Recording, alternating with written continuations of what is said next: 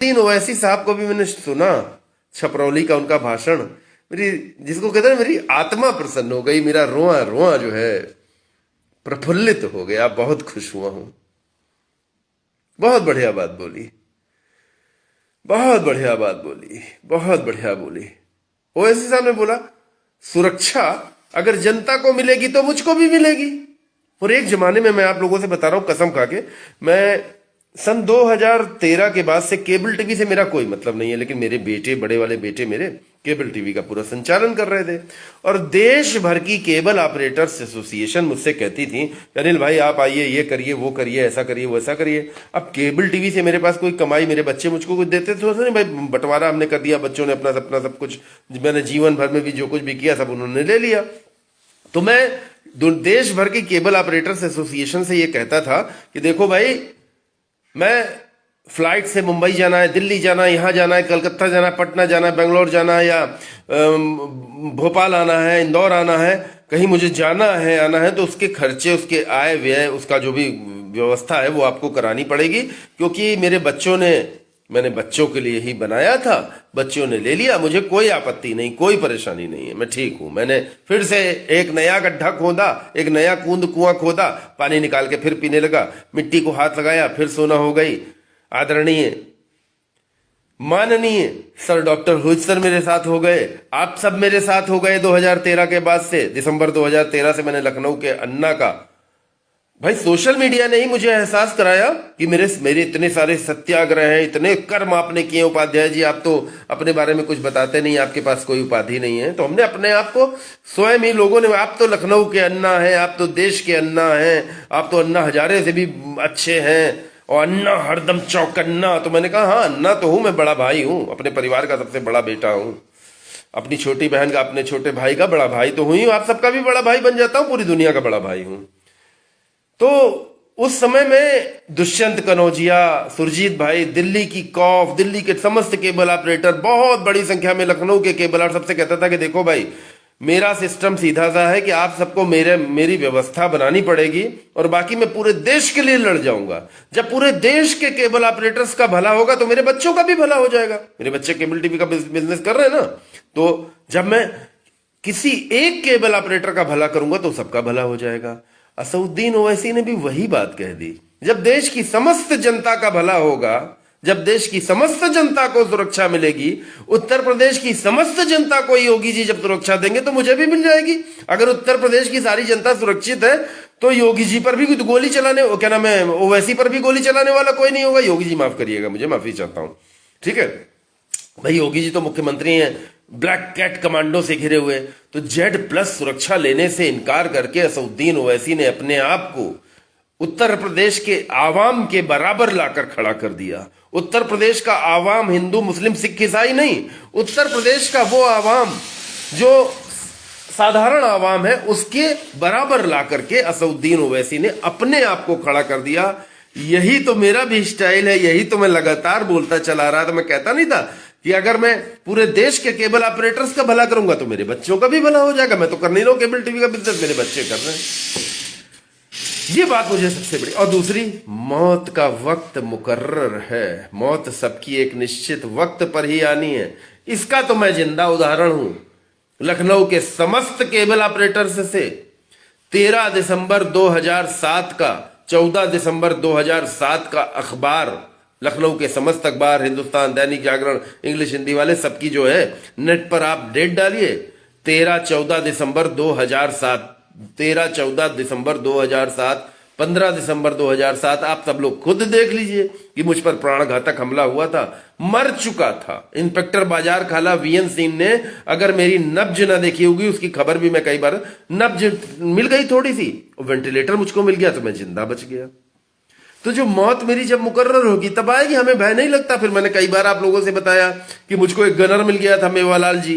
मैं गनर की वजह से बड़ा परेशान हो गया कि भैया इनको जबरदस्ती कहाँ कहाँ, मेरा मन कर रहा है रास्ते में खस्ता खाने का, कचौड़ी खाने का, कुछ करने का। आजाद घूमने वाले ओवैसी अपनी बुलेट पे, अपने बच्चों के साथ, अपनी फैमिली के साथ। अरे इसीलिए तो मेरे दिल में रहते थे। असद भाई आपसे बड़ी मोहब्बत है मुझे, असद भाई आपसे सच में बड़ी मोहब्बत है। बड़ी मोहब्बत में आपसे मिलना इसीलिए चाहता था कि दो भाई मिलते तो सही, 6-6 फुट के दो भाई। 55 साल का मैं अनिल उपाध्याय, आप भी मुझसे 1-2 साल आगे पीछे ही होंगे, ज्यादा नहीं होंगे। कम से कम गले तो मिलते।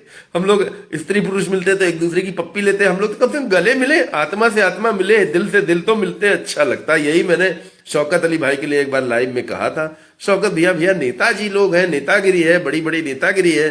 2 साल पहले जब मेरे घर आए थे तब बात अलग थी, अब तो भाई समय चुनावी दौर है, दुनिया घेरती है टिकट टिकट के लिए सबको। हमारे पास ऐसे छपरौली में जो आज ओवैसी साहब बोले, मजा आ गया। और मैं सबसे बड़ी मूल बात, एक और बात बताऊं, कहूंगा असदुद्दीन ओवैसी साहब के बारे में। यह बड़ी महत्वपूर्ण बात है। असदुद्दीन ओवैसी के बारे में जो मैं बोलूंगा वो इतना इंपॉर्टेंट होगा जो आपने आज तक कहीं कभी सुना ही नहीं होगा।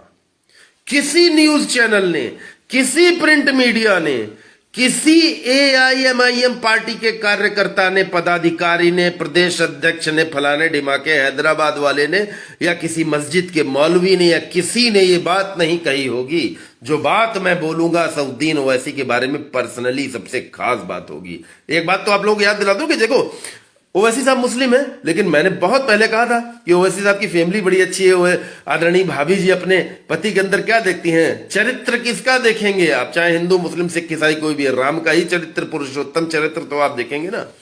तो बहुत बहुत मुझे आज अच्छा लगा है छपरौली में असदुद्दीन ओवैसी साहब का ये भाषण। जान जब जानी होगी तभी जाएगी। अब मेरी वो बात भी एकदम अकाट्य सत्य साबित हो जाएगी कि अखिलेश यादव ने अपने पैर पर कुल्हाड़ी मारी असदुद्दीन ओवैसी को नकार करके।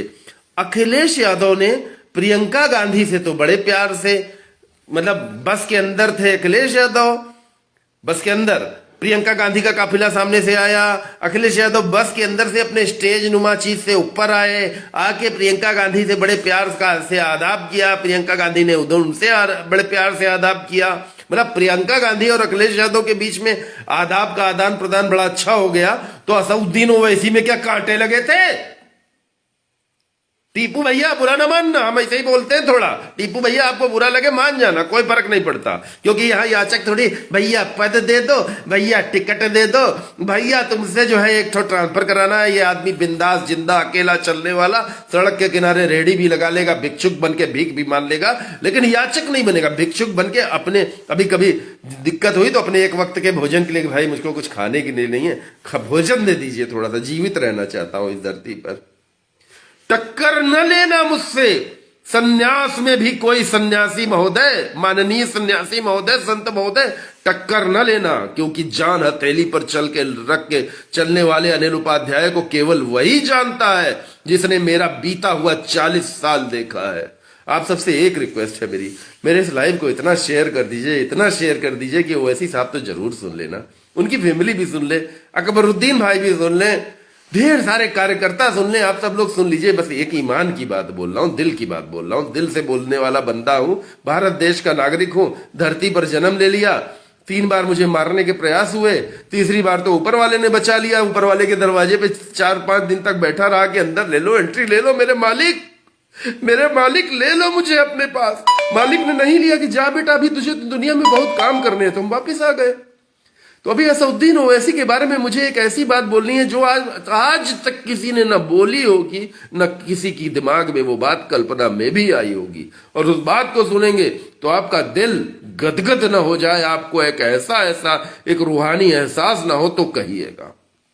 ऊपर वाले से बस मेरे लिए इतनी दुआ करिए कि जिंदा रहूं, क्योंकि मेरे दुश्मनों की तादाद कितनी है मुझे नहीं मालूम, मेरे दोस्तों की तादाद कितनी है मुझे नहीं मालूम। मुझे बस इतना मालूम है कि ईश्वर अल्लाह अवश्य है और ईमान अवश्य है, राजा हरिश्चंद्र अवश्य हैं, राम अवश्य रहे हैं और राम के पिता दशरथ भी अवश्य रहे। जो लोग राम को मान, जैसे मैंने आज लिखा ना कि जय श्री राम पढ़ के मुझे तो मतलब ऐसा लगता है हर बात हो रही है भारत देश के संविधान गणतंत्र की, और वहां पे नीचे आके कोई जय श्री राम लिखा तो जय श्री राम के राम क्या संसद चलाते थे? जामवंत, हनुमान जी, सुग्रीव, बाली, सबकी एक संसद थी। संसद थी क्या सबकी? नहीं ना। संसद में सब क्या क्यों कहलाना चाहते हैं कुछ? राम का मतलब सत्य, राम का मतलब दशरथ पुत्र, दशरथ नंदन राम कहा जाता था पहले। दशरथ नंदन राम, सियावर रामचंद्र की जय, राम जानकी सीताराम सबसे ज्यादा चलता था। और आज मैंने वही चीज लिखी कि जय श्री राम पढ़ के तो ऐसा लगता है कि जैसे कोई जोक चल कि राम अकेले हो गए हैं, राम लक्ष्मण के बिना कुछ नहीं, राम सीता के बिना कुछ नहीं, राम ने भरत शत्रुघ्न को भी पूरा मान दिया, राम ने कैकेयी के वचन पर अपना राजपाट त्याग दिया। आज की तारीख में सौतेली माँ के लिए कोई कुछ छोड़ता है? सौतेले पिता के लिए कोई कुछ छोड़ता है? समझिएगा, रिश्तों को, जो सगे रिश्ते हैं, भाई बहन, सगे भाई, मुझको जमीन चाहिए, मुझको जमीन चाहिए, धाए धाए गोली चली, दोनों भाई टपक गए। बाप बेचारा किनारे खड़ा कहीं गोली खाए रो रहा है। ये जो दुनिया हो गई, इस दुनिया में किसकी बात करें हम? आप सत्य की बात करें। सत्ता सबको चाहिए, सत्य के लिए चाहक बहुत कम है। सत्ता सबको चाहिए, पावर सबको चाहिए, सत्य के चाहने वालों की संख्या, कि सत्य ही रहना है जीवन में चाहे हम बर्बाद हो जाए, ये कहने वाले लोग कम हैं। तो मुझे असदुद्दीन ओवैसी साहब का आज छपरौली में बोला गया भाषण बहुत अच्छा लगा, बहुत अच्छा लगा, बहुत अच्छा लगा। आप सबको मैं सलाम करता हूं। सलाम, नमस्ते, सत श्री अकाल, गुड आफ्टरनून। अपना ख्याल रखिए। बाकी बातें थोड़ी देर बाद करूंगा क्योंकि भोजन करने जा रहा था। एकाएक अभी ओवैसी साहब को बड़े ध्यान से सुन रहा था, सुनते सुनते एकाएक जो होता ना कि सुना अभी और तुरंत बोल पड़े।